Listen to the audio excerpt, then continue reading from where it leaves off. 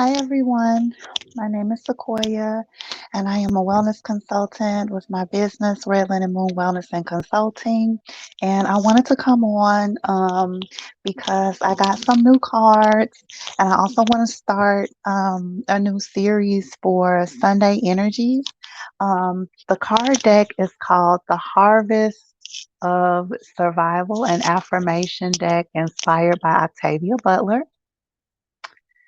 And so I wanted to kind of start this series where we just get some spiritual messages for the week from Octavia Butler, one of the ancestors that I connect with when I need more support. So I am kind of sharing a practice with you all. I've already shuffled some of the cards that I'm going to use today, and I've already pulled a card from this deck, and I'll read that for you. Let's see. We cried and sobbed and wept and bled tears, but when we were finished, all we could do was continue living. And this is from Nadia Corfor's Binti. And then at the bottom of the card, there is a prompt that asks, where are you willing to go through it in order to get through it? So a few things came up just even in processing that card, right? So one of the things that came up was related to maybe this is a season where we are acknowledging the places where we've had or been in more of a survival mode, and our desire is to shift into more of a thriving mode. And so the survival mode is related to acknowledging, places where we may need to forgive ourselves, places where, we've shown up in low vibrational energy, places where, we've been hurt or hurt others. And so in that acknowledgement, you cry, sob, wept, and bled tears. And then that thriving place is where we kind of shift from, okay, that acceptance, that forgiveness, and now we got to continue living. So the other card that I wanted to pull is from one of my other favorite ancestral decks. And this one is by, oh my goodness, Alexis Pauline Gummbs. And I'll have this linked below. And this is a deck of ancestors and affirmations.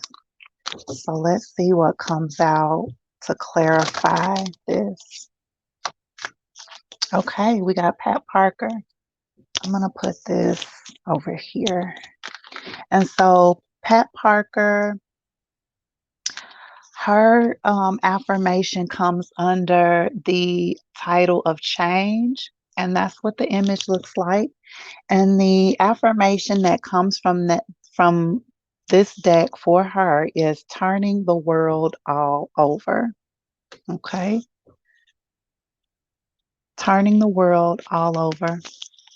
So I'll leave that here for now, and then we'll come back to it.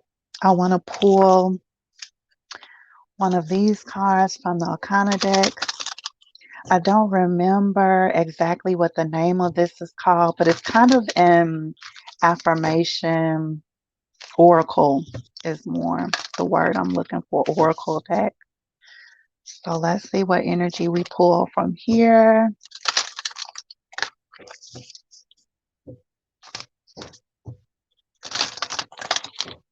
Pat Parker, turning the world all over. Okay. Harmony.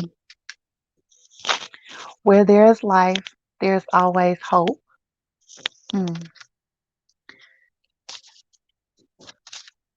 Okay. I see I'm going to put these back over here too. All right.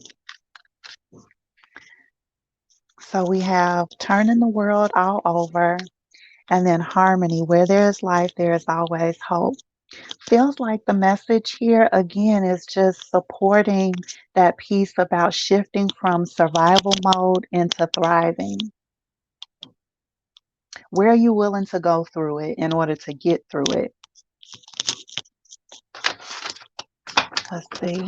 I want to pull, let's pull one of these Moonology decks and see what energy comes up here.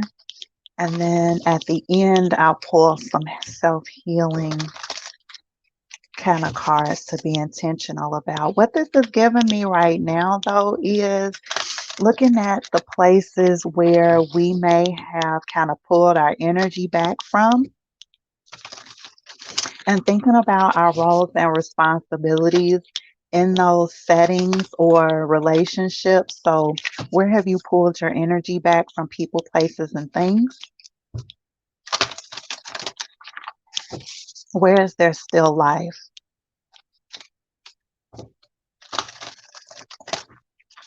Okay.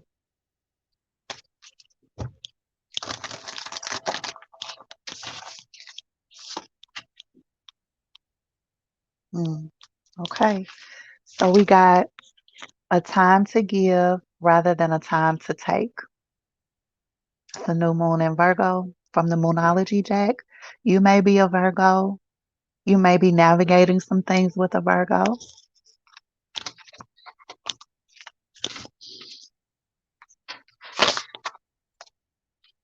The energy is gaining momentum. Okay. So feels like the energy of this message is there are places where you taken action around thinking through where you pulled your energy back from, what your roles and responsibilities are, looking at maybe new opportunities where you can not only show up the way that you want to, but also the places that will accept you with open arms the way that you are, whatever that means for you. Turning the world all over, that means reflection to me. When we turn things upside down, we're looking for something. We're trying to analyze. We're trying to see things from a different perspective. And so, yeah, like that's what this energy feels like to me. We've got a lot of purple here. So that's related to the crown chakra. Okay. And so that means pulling in thought, air kind of energy. Air meaning mental capacity, our thoughts, how we process things, clarity, getting a new perspective, having a new lens. I also get kind of death card energy. So, meaning like death, birth, and rebirth. And what that card symbolizes and represents in the tarot deck is acknowledgement of cycles, beginnings, and endings. So, what I'm getting from this is, especially with this image from Harmony, what I'm getting from this image is where have we, it kind of also the Wheel of Fortune and the World card from the tarot deck definitely coming to mind here, as well as this image.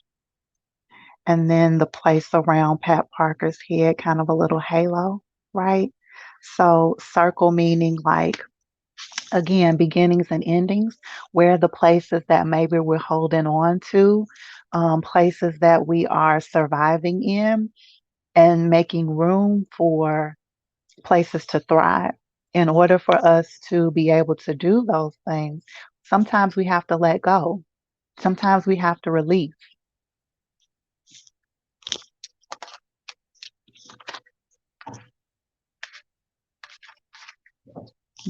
A time to give rather than take.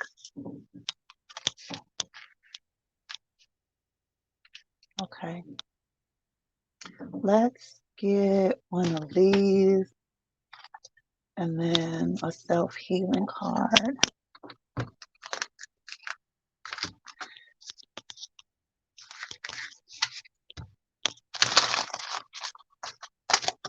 What's the energy?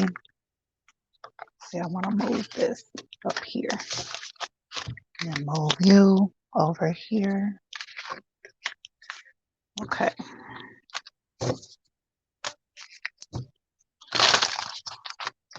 What's the energy that will support us in this healing? What's the energy that will support us in this healing?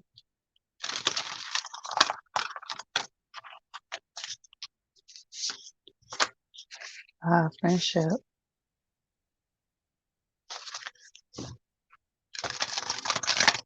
One more.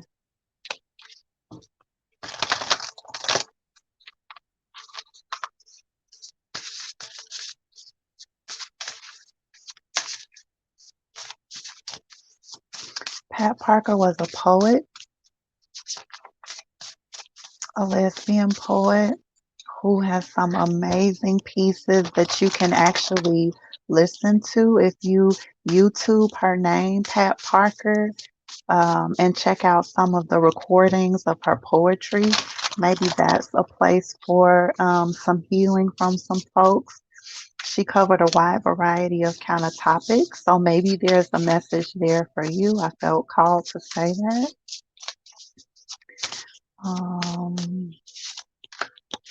And then empowerment. Okay.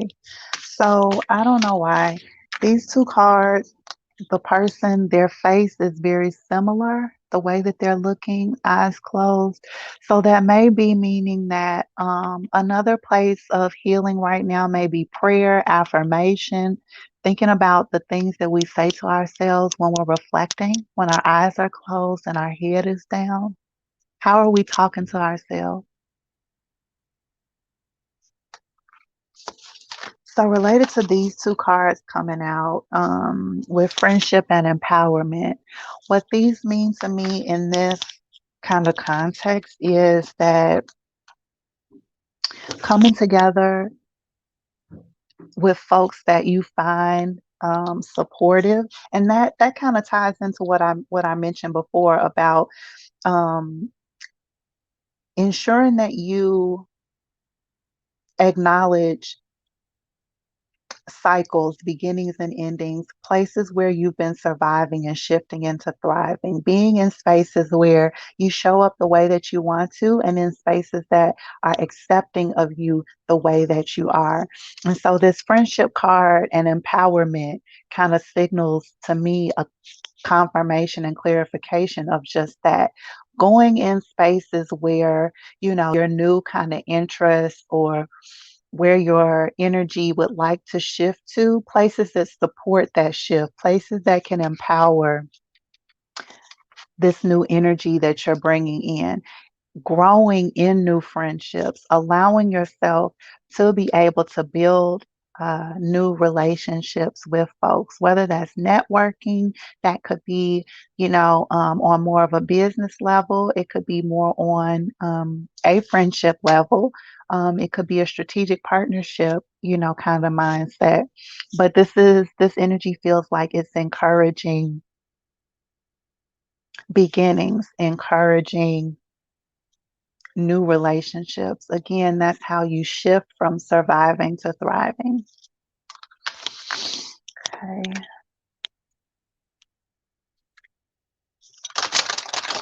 Get a self-care healing card. And let's see if any other additional messages kind of come out. I'm going to move these over here.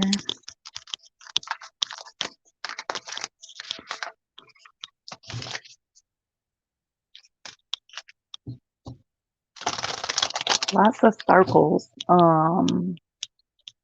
Lots of circles in these cards. Also, kind of halos behind the head. So that again just signals or kind of points out like the need for crown chakra clearing. You can do that by journaling. You can do that by listening to high frequency music. You can do that by more positive affirmations and being intentional about what kinds of negative self-talk you're engaging in with yourself. Yeah, change. Okay. So this card says, the truth is you are everything. The number 7 may be significant for you. This card says change and miracle. Hmm.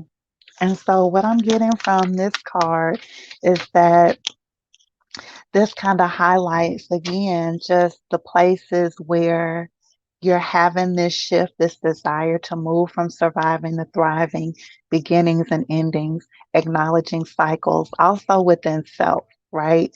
That change is beautiful. Change can bring in different energy, being receptive to the change. Maybe you have wanted a shift, you've manifested this energy and stepping more into that, having a different perspective.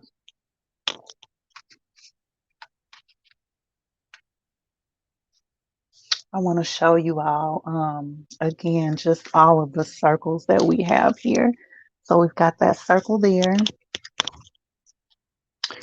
We've got the moon images here, and then circles and moon images on both of these cards as well. There's a new moon on the 11th. That may be significant for you. It's a good time to manifest, set some intentions, maybe an intention around what energy you need to call in to shift from surviving to thriving, what energy you need to call in to acknowledge beginnings and endings and cycles, what knowledge or what energy you need to call in to help with this question. Where are you willing to go through it in order to get through it? Where are you willing to acknowledge that, okay, I need to end this cycle. This is no longer serving me. Where is my fear? What are the places where I haven't moved forward on certain things because of fear?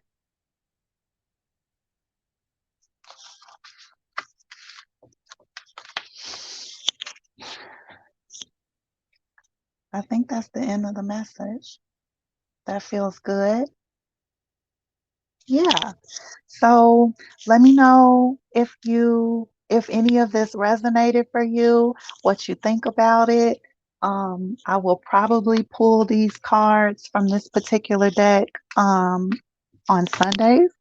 Um, yeah, and I hope that you will kind of check those out. Let me know what you think about it. Please take care of yourself.